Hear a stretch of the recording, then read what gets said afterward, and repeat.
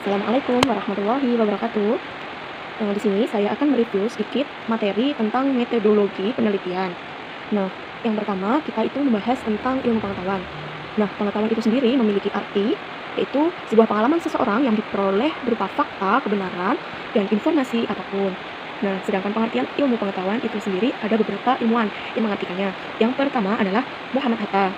Muhammad Hatta Beliau mengartikan bahwa ilmu pengetahuan itu studi yang teratur tentang pekerjaan hukum umum yang memiliki sebab akibat dalam suatu masalah. Nah, yang kedua adalah Dadang Ahmad S. Beliau mengartikan bahwa ilmu pengetahuan itu merupakan proses pengetahuan atau pencarian sesuatu atau tentang ilmu pengetahuan.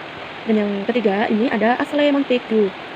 Beliau mengartikan bahwa pengertian ilmu pengetahuan itu sendiri sebagai pengetahuan yang disusun dalam suatu sistem yang berasal dari pengalaman. Nah, ada juga proses dari pengalaman. Proses itu sendiri merupakan kumpulan pengetahuan yang sistematis, logis, dan juga universal. Nah, ada dua ilmuwan yang membahas tentang proses penemuan ilmu pengetahuan. Yang pertama itu Amsal Bahtiar. Beliau mengungkapkan bahwa ada 4 periode, yaitu yang pertama pada zaman Yunani kuno, dan pada masa Islam, dan juga ada masa Ranis modern, dan juga kontemporer. Nah, yang kedua adalah Gergely. Beliau mengatakan ada 3 tahapan. Yang pertama itu animisme, kedua ilmu empiris, dan yang ketiga itu ilmu teoritis. Selanjutnya kita membahas mengenai konsep-konsep ilmu pengetahuan.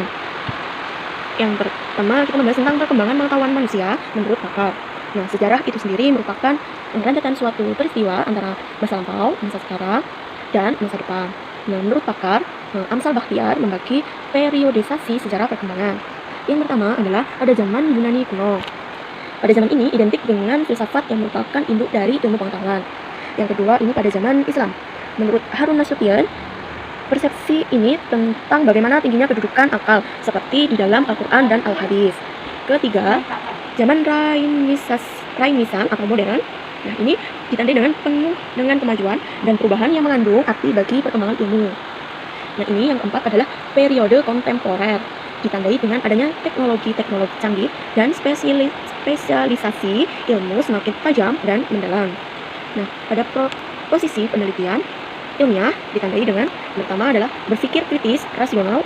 Ini merupakan berpikir secara atau sesuai dengan ilmu. Nah, yang kedua ini adalah penelitian ilmiah. Penelitian berdasarkan ilmu pengetahuan. Nah, selanjutnya adalah bentuk penalaran ilmiah. Pengertian mengenai penalaran ilmiah itu sendiri adalah proses yang bertolak dari pengalaman indera yang menghasilkan konsep dan juga pengertian. Sedangkan kebenaran ilmiah itu sendiri harus sistematis, radikal, dan juga objektif.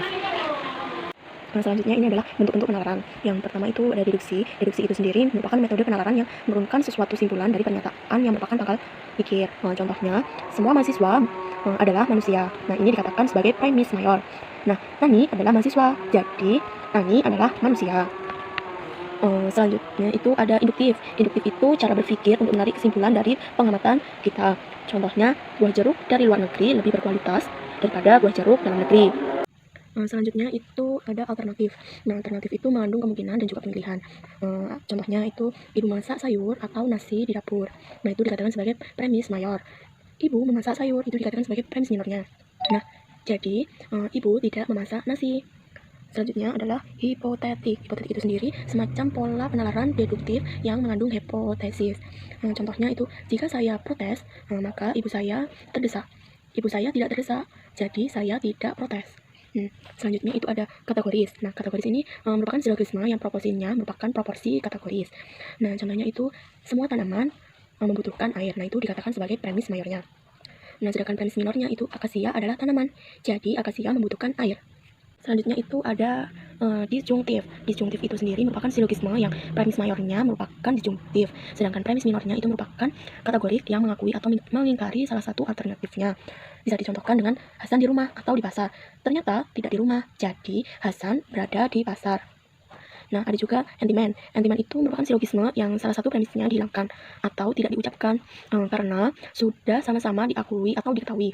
Bisa dicontohkan menipu adalah dosa karena merugikan orang lain. Nah, itu contoh dari entimen. Nah, ini ada yang terakhir itu analogi. Analogi itu sendiri merupakan silogisme yang bersamaan antara dua hal yang berbeda. Misal dicontohkan dengan para atlet harus berlatih keras agar kuat badannya. Nah, begitu juga dengan tentara. Memerlukan fisik yang kuat agar bisa melindungi masyarakat. Jadi kesimpulannya itu, untuk menjadi atlet dan tentara harus mempunyai fisik dan mental yang kuat. Nah, itu saja yang dapat saya sampaikan. Ada kurang lebihnya saya mohon maaf. Dan akhir kata, wassalamualaikum warahmatullahi wabarakatuh.